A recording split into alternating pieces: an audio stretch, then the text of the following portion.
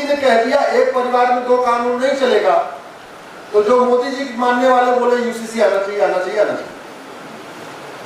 मोदी जी ने कह दिया एक परिवार में 2 कानून नहीं चलेगा, तो जो मोदी विरोधी है नहीं आना चाहिए, नहीं आना चाहिए, नहीं आना चाहिए। Just like political football. UCC Modi ji या बीजेपी का इश्यू नहीं है। बीजेपी की स्थापना 1984 में हुई, जनसंघ की स्थापना 1951 में हुई, मोदी जी खुद 1950 में पैदा हुए और यूसीसी का बर्थ डेट है 23 नवंबर 1948। यूसीसी का बर्थ डेट क्या है? 23 नवंबर 1948। यानी कि न तो मोदी जी पैदा हुए थे, न जनसंघ पैदा हुआ था, न बीजेपी पैदा हुआ था, कोई और जितने सारे पॉलिटिकल पार्टी भी नहीं पैदा हुए थे।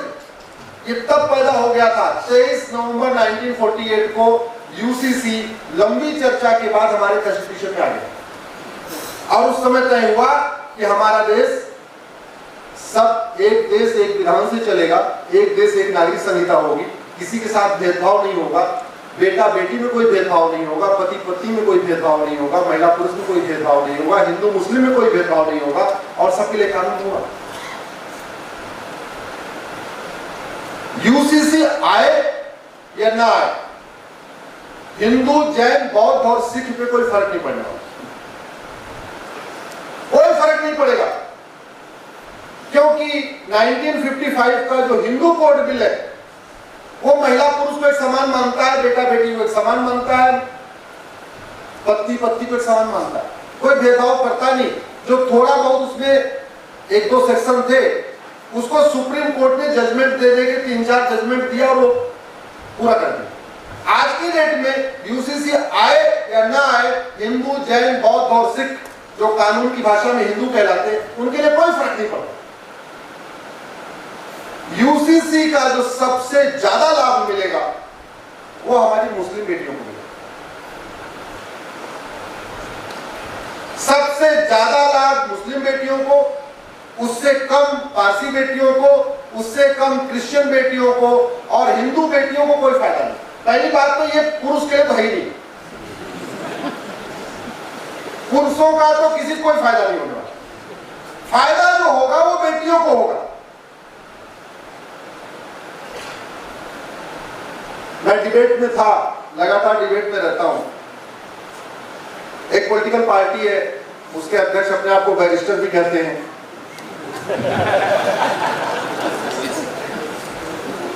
वो भी डिबेट में थे। अरे भाई कैसे यूसीसी आ सकता है, ये मोदी जी कैसे ला रहे?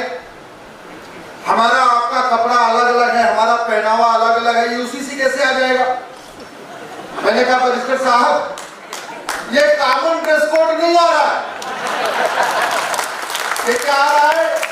क्या आ रहा है तो बोलिए, कॉमन ड्रेस कोड। अरे क्या बात कर रहे? हमारा आपका भोजन अलग अलग है, हमारा। अरे भैया ने कहा कॉमन फूड कोड भी नहीं आ रहा है। क्या आ रहा है? ये कॉमन।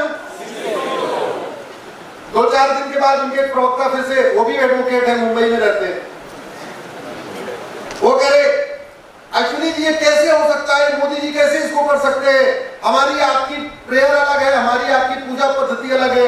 मैंने कहा ये कॉमन प्रेयर कोड नहीं आ रहा है, ये क्या आ रहा है? कॉमन। एक और है, हमारी आपकी आइडेंटिटी अलग अलग। देखो आप तिलक पर रक्षा पहनते हो, मैं टोपी लगाता हूं। मैंने कहा भाई देखो ये कॉमन आइडेंटिटी कोड भी नहीं आ रहा, ये क्या आ रहा है? कॉमन। हमारी आपकी भाषा अलग अलग है। मैं तो मराठी बोल लेता हूँ, महाराष्ट्र के रहने वाले, मैं तो मराठी बोलता हूँ, आप यूपी के हिंदी बोलते हो। हमने कहा ये कॉमन लैंग्वेज कोड नहीं आ रहा है। क्या आ रहा है? कॉमन। अच्छा जी देखो हमारी पूजा पद्धति अलग है, हमारा रिलीजन अलग है, मैं मुस्लिम हूँ, आप हिंदू है। हमने कहा कॉमन रिलीजियस कोड भी नहीं आ रहा है। क्या आ रहा है? कॉमन। जब सब खत्म हो गया फिर 2-4 दिन के बाद डिबेट आई, बोले ट्राइबल्स का क्या होगा? ट्राइबल का कैसे होगा? उनका कस्टम अलग है, उनके कल्चर अलग है।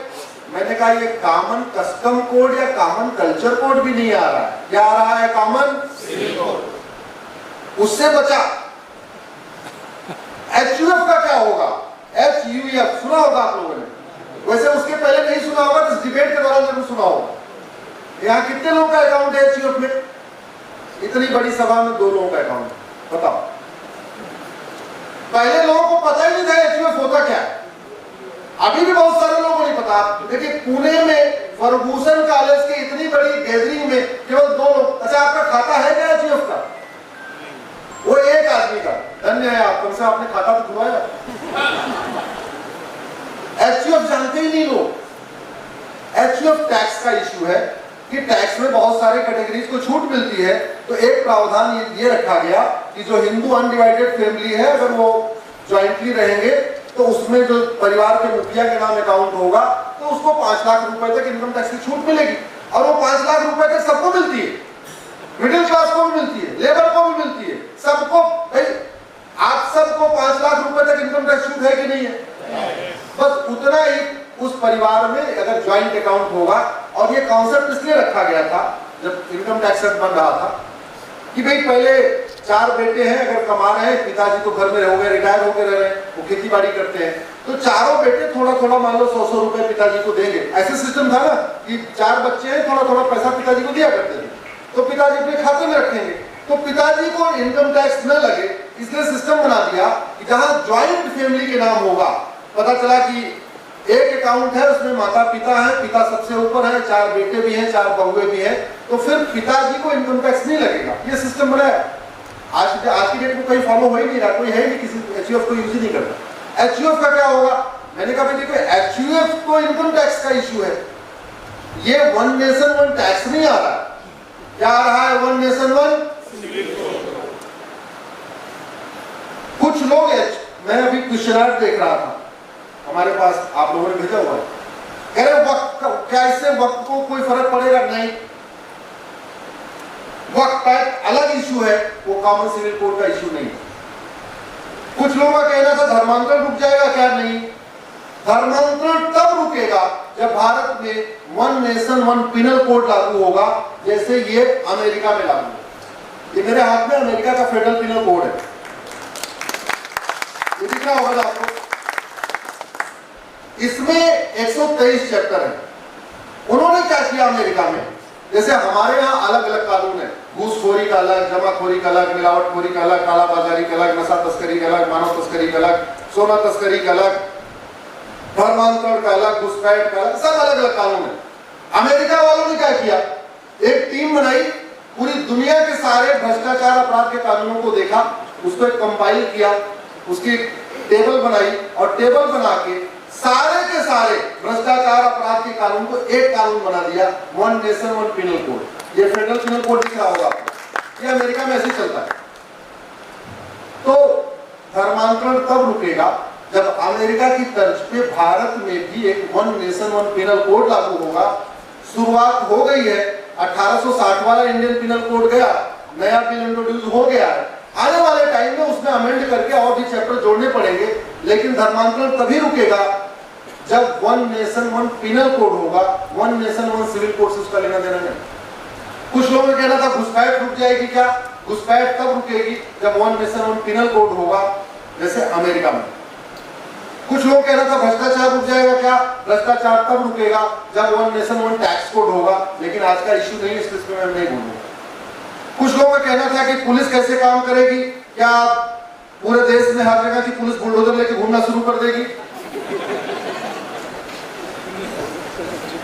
वो भी तब होगा जब 1 नेशन 1 पुलिस कोड लागू होगा। कुछ लोगों का कहना था कि क्या रात को भी सुप्रीम कोर्ट सबके लिए खुलना शुरू हो जाएगी, क्या जैसे तीस्ता जी के लिए खुली थी, वो तब लागू होगा जब 1 नेशन 1 जुडिशियल कोड लागू होगा।